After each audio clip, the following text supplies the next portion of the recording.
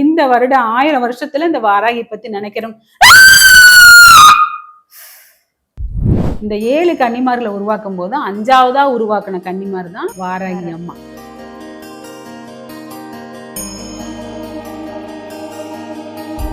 ஆனா பார்த்தாக்கா வாராகி கோர முகமா இருக்கும். அத்தனை அம்மா, எனக்கு அம்மா நல்லது தானே செய்வாங்க, உனக்கு அம்மா நல்லது தானே செய்வாங்க, அந்த மாதிரி அம்மா போல் உள்ளவங்க தான் வாராகி. இல்ல முடிக்கவே முடியாது, நடக்கவே நடக்காது அப்படிங்கிற பிரச்சனைகள்லாம் நிறைய இருக்கும். அப்ப நீங்க வாராகி போய் 2 விளக்கு போட்டு வாராகி கும்பிடுங்க. இப்போ வாராய்க்கு ஒன்றும் இல்லை, நீங்கள் வாராகி வச்சே கும்பிட வேண்டாம், வாராகி போட்ட வேண்டாம், ஒன்றும் வேண்டாம். விளக்கு பற்ற வச்சு அந்த விளக்குல வாராகி இருக்கிறான்னு சொல்லிட்டு நீங்கள் விளக்கு பற்ற வச்சு சாமி கும்பிட்டு பாருங்க. அதுல திரியில 2 பக்கம் கண்ணு மாதிரி வந்துடும்.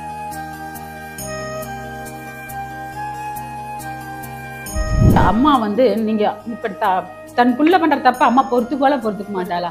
தெரியாம செய்யற தப்ப பொறுத்துக்குவா. நீங்க தெரிஞ்சா அது சாமி கிடக்குது அப்படி இருக்கட்டும் அப்படின்னு நீங்க ஒரு ஆணவமா செஞ்சீங்கன்னா அவ வந்து அதான் அன்புக்கு அன்பு, ஆணவத்துக்கு ஆணவம். ஸ்ரீஸ்தலம் வாராகி கஷேத்திரம் மகா கும்பாபிஷேக பெருவிழா அழைப்புதல். தமிழ்நாடு வேலூர் மாவட்டம் பள்ளிகொண்டா டோல்கேட் அருகில் ஸ்ரீ ராமாபுரம் சாலை துர்வாசிரமம் வளாகத்தில் அமைந்துள்ள 16 அடி ஸ்ரீ ஆதி வாராகிக்கு 6/7/2025 ஞாயிற்றுக்கிழமை காலை 9:30 மணிக்கு மேல் கும்பாபிஷேகம் நடைபெற உள்ளது. இப்பெருவிழாவில் தாங்களும் தங்களை இணைத்து அன்னையின் அருளால் பேரானந்தம் அடையுங்கள். கும்பாபிஷேக பெருவிழாவை முன்னிட்டு 1/7/2025 முதல் 8/7/2025 வரை தொடர் அன்னதான பிரசாத சேவை நடைபெறும். நமோ வாராகி.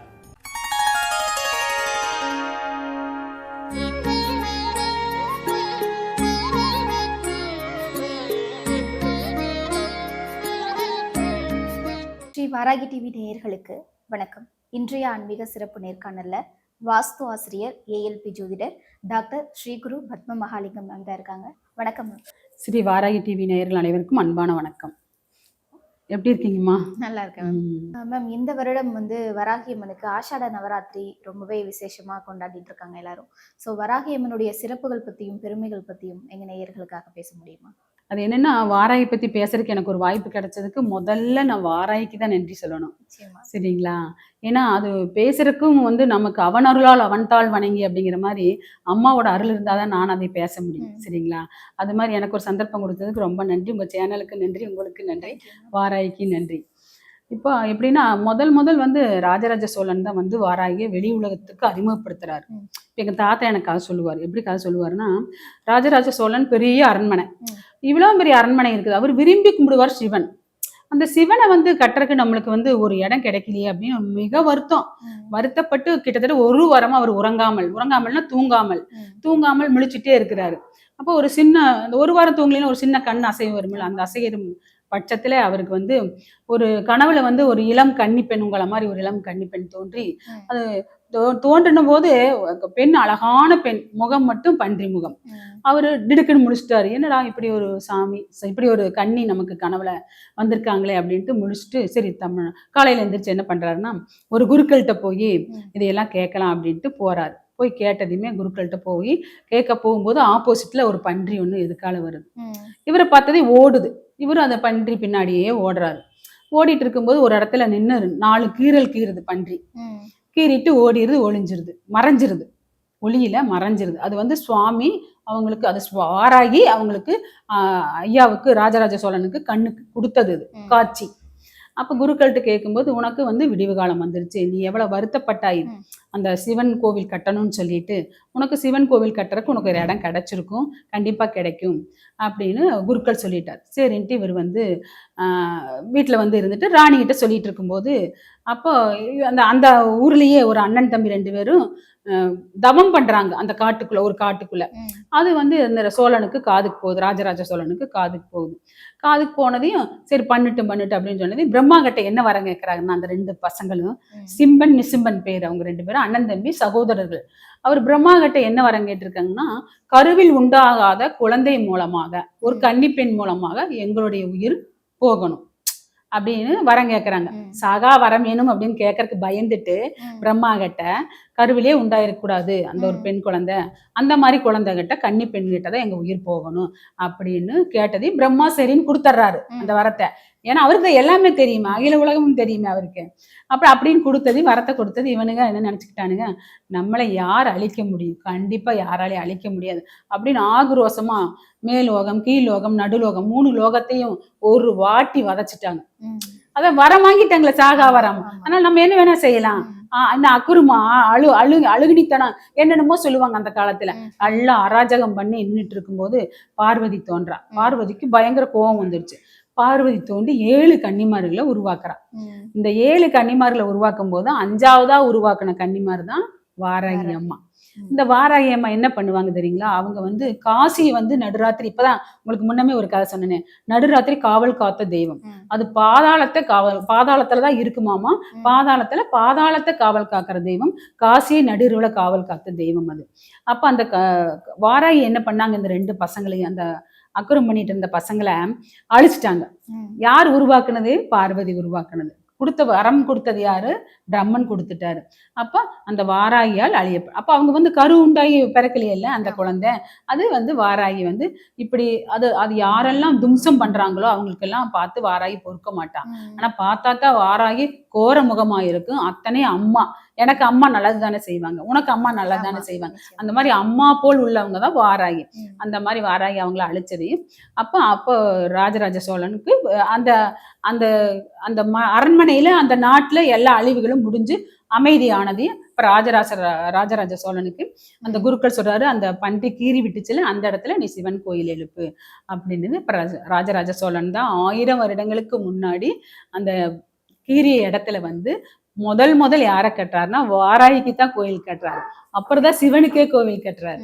புரியுதுங்களா? அப்போ அந்த கீர்ண இடத்துல வந்து நீ எனக்கு இடம் காட்டி கொடுத்தனால முதல்ல உன்னை கொண்டு வந்து நான் நிலை நிறுத்துறேன் அப்படின்னு சொல்லி அந்த கீர்ண இடத்துல ஃபர்ஸ்ட் வாராகியை தான் நிலைநிறுத்துறாரு. 2வது கோவில் கட்டுறாரு. என்ன கோயில்? சிவனுக்கு கோவில் கட்டுறாரு. அவர் விரும்பியமாறு அந்த வாராகி தெய்வம் அவருக்கு, அதாவது அவர் என்ன நினைச்சாரோ அதை நிலைநிறுத்தி கொடுத்தவள் யார் என்றால் வாராகி தேவி. எனக்குலாம் பயங்கரமா வைப்ரேட் ஆகுது. அப்புறம் அப்படி வாராகி அப்படி அதை செஞ்சதுனால அப்ப அவர் என்ன நினைக்கிறாருன்னா, எனக்கு இந்த வாராகி, அப்ப அவரு ஒவ்வொரு தடவையும் போருக்கு போவார். ராஜராஜ சோழன் அந்த காலத்துல போரெல்லாம் வரும்ல, அதுக்கெல்லாம் போகும்போதும் நல்லது கெட்டது ஏதாவது பிரச்சனைகள் பேசும்போதும் வாராகி வணங்கி விட்டு தான் போவாராம. அப்புறம் தான் சிவனை வணங்கிட்டு போவாராம். அப்போ வாராகி அவங்களுக்கு நல்லா செஞ்சிருக்கிறாரு. அப்ப அவருடைய ஜாதகத்தை பார்க்கும்போது, ராஜராஜனோட ஜாதகத்தை பார்க்கும்போது அவருக்கு கர்ண பகவான் கௌளுவ கரணம். அந்த கௌளுவ கரணத்துல யாருன்னா அவதான் வாராகி. வாராகியை கும்பிட அவங்களுக்கு வந்து நல்லது நடக்கும். அந்த மாதிரி முதல் ராஜராஜ சோழன் தான் தோற்றுவிச்சார் வாராகி. அன்றிலிருந்து இன்று வரைக்கும் இது 1000 வருஷம் தான் ஆச்சுங்கம்மா. இதுக்கு முன்னாடி எல்லாம் வாராகிங்கிற ஒரு தெய்வம் இல்ல, யாரும் வழிபடவெல்லாம் இல்ல. இந்த 1000-1100 வருஷத்துக்குள்ளதான் ஆச்சு. இந்த வருடம் 1000 வருஷத்துல இந்த வாராகி பத்தி நினைக்கிறோம்.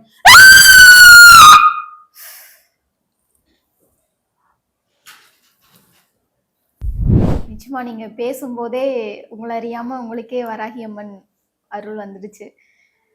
ஸோ சொல்லுங்க மேம், அடுத்து நீங்க சொல்லிட்டு இருந்த அந்த கதையை கண்டினியூ பண்ணுங்க. அப்போ ராஜராஜ சோழனுக்கு ரொம்ப விருப்பப்பட்டு என்ன பண்றாரு, நம்ம தொலைவி கிடைக்கவே இல்லை, நம்ம அதனால ரொம்ப வருத்தப்பட்டுட்டு இருந்தோம். நமக்கு வாராகி தாய் தான் இடம் காமிச்சு கொடுத்தாங்க. அந்த இடத்துல வந்து முதல்ல வந்து வாராகி நிலை நிறுத்திட்டு சிவனை வச்சார். அடுத்துதான் சிவனை வச்சார். அப்ப அவர் எங்க போகிறனாலும், நல்ல விஷயத்துக்கு போனாலும் வெளியேன்னு கிளம்புனா அவர் என்ன பண்ணுவார், வாராகி கும்பிட்டு வாராகிக்கு பூஜை பண்ணிட்டு தான் வெளியே போவார். அப்போ அந்த காலத்துல அவ்வளவா ஜாதகம் பார்க்க மாட்டாங்களாமா, அரசர்களும் மன்னர்களும் தான் பார்ப்பாங்களாமா.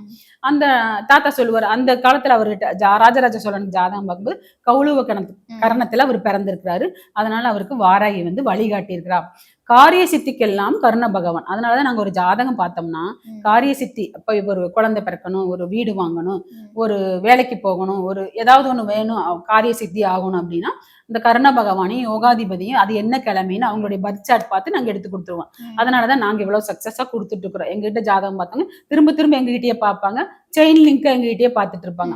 அந்த மாதிரி தெய்வங்களை எடுத்து கொடுத்துருவோம் நாங்க. அது அவர் பார்க்கும்போது, அவருக்கு ராஜராஜ சோழனுக்கு பார்க்கும்போது என்னாச்சுன்னா, கர்ண பகவான் அவரா இருக்கிறனால அவர் காரிய சித்தியாக அவர் எங்க போனாலும் அம்மாவை தொட்டு கும்பிட்டு போவாங்க.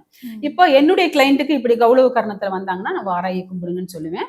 இல்ல முடிக்கவே முடியாது, நடக்கவே நடக்காது அப்படிங்கிற பிரச்சனைகள்லாம் நிறைய இருக்கும்.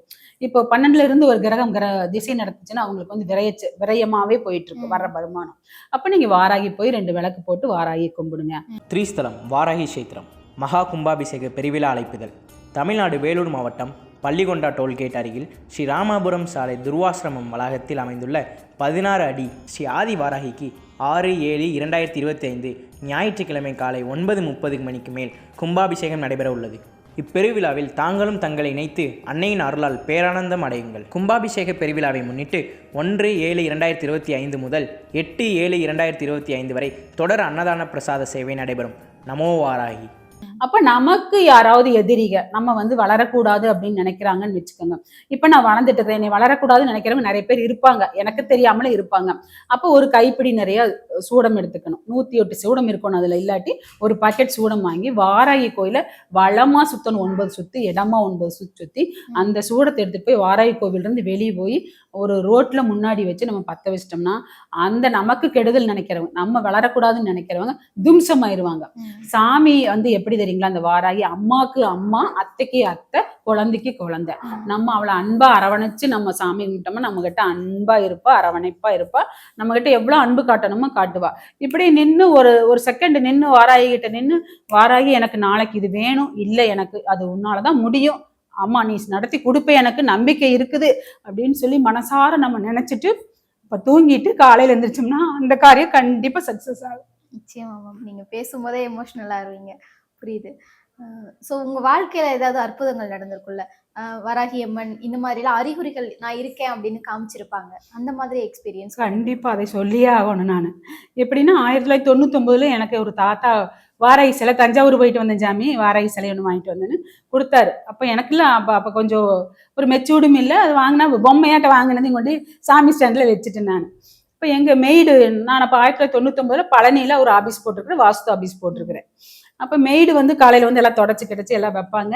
அப்போ அம்மா நீங்கள் சொன்னால் பயந்துக்குவீங்களோ இல்லை சங்கடப்படுவீங்களோ தெரியாது, 3 நாளும் நான் இந்த குரலை கேட்டேன், உங்கள்கிட்ட இன்னைக்கு சொல்லிடலாம் அப்படின்னு தான் நான் சொல்கிறேன் அப்படின்னு சொல்லி சொல்கிறேன். அப்படி என்ன சொல்கிறேன், அப்படி ஆஃபீஸ் வந்து நான் வேலை செய்யும் போதெல்லாம் எனக்கு வந்து கொரட்டை விடுற மாதிரி சவுண்டும் கேட்குது, பன்றி உருமுற மாதிரி கொர்றன்னு சவுண்டு கேட்குது அப்படின்னு சொன்னேன். அப்படி அப்போ நான் இது வந்து கமெண்ட் இருக்க மாட்டேன், நீ பொய்யெல்லாம் பேசிட்டு இருக்காது அப்படின்னு சொல்கிறேன். அப்போ அடுத்த நாள் 4வது நாள் காலையில் என்னை கூட்டிகிட்டே வந்து ஆஃபீஸ் திறந்து சுத்தம் பண்ணும்போது எங்க அப்போ நான் காதார கேட்டேன் எனக்கு ஒரு படபடப்பு வந்துருச்சு கேட்ட உடனே. அப்புறம் தாத்தாட்ட நான் கேட்டேன், ஏன் தாத்தா இப்படி ஏதோ சவுண்டு வர மாதிரி இருக்குது ஆஃபீஸில்? ஆமாம், நான் உனக்கு தஞ்சாவூர் போயிட்டு வந்து உனக்கு ஒரு செலவு ஒன்று வாங்கிட்டு வந்து கொடுத்தனால என்ன பண்ணேன், அது பூஜையில் ஆஃபீஸ் ரூமில் பூஜையோட செல்ஃபில் தான் வச்சுருக்கேன் அப்படின்னு சொன்னால், அது என்ன பண்ண ஒன்றுமில்ல அப்படியே வச்சுருக்கேன் அப்படின்னு. அவங்க தான் உன்னை இந்த வேலைப்படுத்துகிறாங்க அப்படின்னு சொல்லிட்டு அன்னைக்கு என்ன பண்ணார், அவரே வந்து கோவிலில் ஆஃபீஸில் வந்து கோவிலில் சாமிக்கு என்ன நம்மெல்லாம் பண்ணுவோமோ அந்த 3 அபிஷேகம் 5 அபிஷேகம், அவர் பூசாரி. நான் இப்போ தான் உங்ககிட்ட சொன்னேன், தாத்தா பூசாரி, மாமனார் பூசாரி, அப்பா பூசாரி அப்படின்னு. அந்த பூசையெல்லாம் செய்யணும்னு செஞ்சுட்டு அவர் பண்ணி வச்சுட்டு அதை அபிஷேகம் பண்ணி பூ போட்டு தீப தூபம் எல்லாம் காமிச்சு எல்லாம் பண்ணி வச்சுட்டு போனாரு. அடுத்த நாள்ல இருந்து ஒரு என்ன சொல்றது, அந்த ஆபீஸ்ல எனக்கு அது வரைக்கும் எனக்கு வருமானமே இல்லை சாமி. அதுக்கு பின்னாடி பாத்தீங்கன்னா என் வருமானத்தை வந்து என்ன சொல்றது, என்ன செலவு பண்ணலாம், நம்மளுக்கு இவ்வளவு காசு இருக்குது, என்ன செலவு பண்ணலாம் அப்படிங்கிற மாதிரி ஒரு, இன்னைக்குதான் உங்களுக்கு எல்லாமே செலவு பண்றேன், அன்னைக்கெல்லாம் செலவே பண்ண மாட்டோம்ல காசு. ஒரு 25 வருடங்களுக்கு முன்னாடி காசெல்லாம் செலவே பண்ண மாட்டேன். அப்போ அப்படியே சேர்த்து வச்சு நான் வீடு வாங்குற அளவுக்கு எனக்கு கடவுள் வாராகி வந்து அருள். நான் நினைச்ச வாராகிட்ட, நம்ம இப்படி வாடகை வீட்டில் இருக்குமே, எனக்கு ஒரு சொந்த வீடு அமைச்சு கொடு சாமி அப்படின்னு நினைச்சது. எனக்கு வந்து வாராகி வந்து அந்த அருள் புரிஞ்சா நான் பழனிலேயே ஒரு வீடு வாங்கி இருக்கு, இன்னும் இந்த வீடு அங்கேயே வீடு வாங்கினேன் நான். 2020 வீடு வாங்கினேன் நான். அந்த வாராகி வந்து எல்லாருக்குமே, உங்களுக்கு மட்டுமில்லை எனக்கு மட்டுமில்லை, யாரெல்லாம் அதை அம்மாவா நினைக்கிறோமோ அம்மாவா இருப்பாங்க, யாரெல்லாம் அதுக்கிட்ட அன்பு காட்டுறோமோ அன்பா இருக்கும். இப்போ வாராய்க்கு ஒன்றும் இல்லை, நீங்கள் வாராகி வச்சே கும்பிட வேண்டாம், வாராகி போட்ட வேண்டாம், ஒன்றும் வேண்டாம், விளக்கு பற்ற வச்சு அந்த விளக்குல வாராகி இருக்கிறான்னு சொல்லிட்டு நீங்கள் விளக்கு பற்ற வச்சு சாமி கும்பிட்டு பாருங்க, அதுல திரியில 2 பக்கம் கண்ணு மாதிரி வந்துடும், அந்த வாராகியோட கண்ணு மாதிரியே இருக்கும். நீங்க வேணா உங்க வீட்டுல செஞ்சு பாருங்க. நான் என்னுடைய கிளைண்ட்டுக்கெல்லாம் சொல்லியிருக்கேன், நீங்க செலை வாங்க வேண்டாம், போட்டா வாங்க வேண்டாம், ஒரு விளக்குல நீங்க வாராகி இருக்கிறான்னு சொல்லி வச்சு கும்பிடுவாருங்க. பஞ்சமி தேதி அன்னைக்கு கும்பிட்டு பாருங்க, கண்டிப்பா வாராகி வந்து நீங்க நினைச்சது சக்சஸ் பண்ணி கொடுப்பாங்க. 43 வயசுங்கம்மா ஒரு பையனுக்கு, அவன் கல்யாணமே நடக்கல. அவன் ஜாதகத்துல பார்த்தா 7ல வந்து சனி பகவான் இருக்கிறாரு. லக்னத்துக்கு 7 சனி பகவான் இருந்தா ஒன்னா வந்து ஊனமுற்றவங்களுக்கு கிடைப்பாங்க, இல்லாட்டி வயதுல மூத்தவங்களோ இளையவங்களோ, அதை பொருத்தம் இல்லாதவங்க கிடைப்பாங்க, இல்லாட்டி கல்யாணமே ஆகாது. இந்த மாதிரி விஷயங்கள்லாம் தான் நடக்கும். 43 வயசு ஆச்சு. நான் சொன்னேன், நான் தான் வாங்கி கொடுத்தேன் அந்த பையனுக்கு ஒரு படத்தை வாங்கி கொடுத்து, ஓம் சேமலாய வித்மகே கலகஸ்தாய தீமகி தன்னோ வாராகி பிரசோதயாத், இதை ஒவ்வொரு நாளும் 27 முறை நீ சொல்லு அப்படின்னு. 9வது நாள் தான் சொல்லியிருந்தான். 9வது நாள் அவனுக்கு பொண்ணு நிச்சயமாயிருச்சு. எங்ககிட்டயே ஒரு ஜாதகம் வந்துச்சு, கொடுத்த நாங்க பொருத்தம் பேசி, கோயம்புத்தூர்காரங்க இந்த பையன் உடுமலைப்பேட்டை 2 பேரும் பேசி பொருத்தமாயி கல்யாணம் ஆயிடுச்சு. 43 வயசு வரைக்கும் கல்யாணமே ஆகல. அவன் சொல்றான் வந்து, அம்மா பத்மாமா இதுதான் கடைசி நான் ஜாதகம் பார்க்கறேன், இன்னும் ஜாதகம் பார்க்க மாட்டேன், நான் கல்யாணம் பண்ண மாட்டேன் அப்படி சொல்லிட்டு தான் பார்த்தேன். அப்படி பூரா சக்சஸ். அந்த வாராகி போட்டோ தான் நான் கொடுத்தேன், நானா தான் கொடுத்தேன். கொடுத்து 9 நாள் தான்மா அந்த மந்திரம் சொன்னது. 9 நாள் தெய்வம் பட்டதுதான். அப்படிப்பட்டவள் வாராகி. வாராகி நீங்க யாரெல்லாம் நினைச்சு மன உருக வேண்டிவன், அதாவது ஆத்மாத்தமா கும்பிடணும். கும்பிடும்போது உங்களுடைய காரியங்கள் கண்டிப்பா சக்சஸ் ஆகும். எனக்கு ஒரு நாளைக்கு ஒரு 2 லட்ச ரூபா பணம் வேணும் அப்படின்னு நான் போய் நின்னன்னு வச்சுக்கோங்க சாமி பக்கத்துல, பஞ்சமி தேதி அன்னைக்கு போய் நின்று, எனக்கு வேணும், என் கையில இப்ப இவ்வளவுதான் இருக்குது, இவ்வளவு 10ல இதை நீ எப்படியாவது கொடுத்துருவேன், கொண்டாந்து எனக்கு யார் மூலமாவது கொடுத்துருவேன் அப்படின்னு நான் 4-5 விஷயத்துல நான் அவளை வந்து ரொம்ப ரொம்ப நம்புறேன். ரொம்ப எனக்கு வந்து கரெக்டான நேரத்துல இப்ப எனக்கு வயிறு பசிக்குதுன்னா சோறு கிடைக்கும் இல்லைங்க, அந்த மாதிரி கரெக்டான நேரத்துல கரெக்டா உதவி செஞ்சிருக்கிறா. நிச்சயமா மேம். வராகி அம்மனை வழிபடுறவங்க ரொம்ப ஆடம்பரமாலாம் வழிபட வேணாம், இப்படி நினைச்சு வழிபட்டா போதும் அப்படின்னா என்ன மாதிரி வழிபடலாம்? அதாவது அதான் இப்ப சொன்னாங்க, ஆத்மாத்தமா நின்று நம்ம வீட்டுல இருக்கிற கற்கண்டோ இல்ல பேரிச்சம்பழமோ வச்சு ஒரு பானக்கம் வைக்கலாம். இப்போ இன்னொரு விஷயம் என்னன்னா, இப்ப நாங்க ஒரு கிண்ணத்துல ஒரு சின்ன வெள்ளி கிண்ணத்துல பால் வைப்போம், பானக்கம் வைப்போம். நீங்க நம்பினாச்சு நம்பாட்டியும் சரி, அந்த பாலும் இருக்காது பானக்கமும் இருக்காது, குடிச்சிருவாங்க அவங்க. ஆனா நாங்க வந்து இந்த விளையாட்டுத்தனமா ஸ்பூன் எடுத்து முன்னாடி எல்லாம் வச்சு தொட்டு இப்படி எல்லாம் காமிச்சோம்னா குடிக்க மாட்டாவா, புரியுதுங்களா? எங்க ஆபீஸ்ல இருக்க சிலைக்கு ஒரு சின்ன கிண்ணம் வாங்கியிருக்க வெள்ளி கிண்ணம், அந்த கிண்ணத்துல 2 ஸ்பூன் பால் தான் பிடிக்கும், 2 ஸ்பூன் பானக்கம் தான் பிடிக்கும். இதை ஊத்தி வச்சிருவோம். நாங்க ஊத்தி வச்சுட்டு நாங்க ஒரு காலையில ஒரு 9 மணிக்கு ஆபீஸ் போனோம்னா ஒரு 11-12 வரைக்கும் இருப்பேன். திருப்பி லஞ்சுக்கு வீட்டுக்கு வந்துட்டுனா 2 மணி 3 மணிக்கு தான் போவேன். போய் பார்க்கல அதுல பானக்கமும் இருக்காது பாலும் இருக்காது, குடிச்சிருவா. அப்படி அது பார்த்ததுமே நாங்களுக்கு மெய் செலுத்துரும் எங்களுக்கு. அப்படி அம்மா அப்படிங்க, நீங்க பால் வைங்க, பானக்கம் வைங்க, பேரிச்சம்பழம் வைக்கலாம், கற்கண்டு வைக்கலாம், இவ்வளவுதான் வாங்கணும் அவ்வளவுதான் வாங்கணும். எல்லாமே பழங்கள் பதார்த்தங்கள் எல்லாம் இப்பதான் நிறைய செய்யறீங்க. முதல்ல எல்லாம் என்ன இருந்துச்சு? வாழைப்பழம் தான், வெத்தலை பாக்கு, வாழைப்பழம் தான், இது 2 தான் வச்சு சாமி கும்பிட்டோம் நாங்கெல்லாம். இப்பதான் பழங்கள் வந்தது, இத்தனை பழங்கள் வாங்கி நாங்க சாமி கும்பிடுறோம். Okay ma'am. வராகி அம்மனை வழிபடுறவங்க இந்த விஷயத்துல எல்லாம் கொஞ்சம் கவனமா பார்த்து பண்ணணும் அப்படின்னா ஏதாவது விஷயங்கள் இருக்கா? இல்ல, அம்மா வந்து நீங்க இப்ப தன் புள்ள பண்ற தப்ப அம்மா பொறுத்துக்க மாட்டாளா? தெரியாம செய்யற தப்ப பொறுத்துக்குவா. நீங்க தெரிஞ்சா அது சாமி கிடக்குது அப்படி இருக்கட்டும் அப்படின்னு நீங்க ஒரு ஆணவமா செஞ்சீங்கன்னா அவ வந்து, அதான் அன்புக்கு அன்பு, ஆணவத்துக்கு ஆணவம். அன்பா வழிபடுங்க, உங்களுக்கு வேணுங்கிறது கிடைக்கும். இதுல நான் அனுபவிச்சிருக்கேன். நான் உண்மையாவே நான் வாராகி நான் அம்மாவா நினைக்கிறேன். நிச்சயமா மேம். வராகி அம்மன் வழிபாடு பத்தி நிறைய சுவாரஸ்யமான தகவல்களை பகிர்ந்துக்கிட்டீங்க. நன்றி. நன்றி, வணக்கம். திரிஸ்தலம் வாராகி கஷேத்திரம் மகா கும்பாபிஷேக பெருவிழா அழைப்புதல். தமிழ்நாடு வேலூர் மாவட்டம் பள்ளிகொண்டா டோல்கேட் அருகில் ஸ்ரீ ராமாபுரம் சாலை துர்வாசிரமம் வளாகத்தில் அமைந்துள்ள 16 அடி ஸ்ரீ ஆதி வாராகிக்கு 6/7/2025 ஞாயிற்றுக்கிழமை காலை 9:30 மணிக்கு மேல் கும்பாபிஷேகம் நடைபெற உள்ளது. இப்பெருவிழாவில் தாங்களும் தங்களை இணைத்து அன்னையின் அருளால் பேரானந்தம் அடையுங்கள். கும்பாபிஷேக பெருவிழாவை முன்னிட்டு 1/7/2025 முதல் 8/7/2025 வரை தொடர் அன்னதான பிரசாத சேவை நடைபெறும். நமோ வாராகி.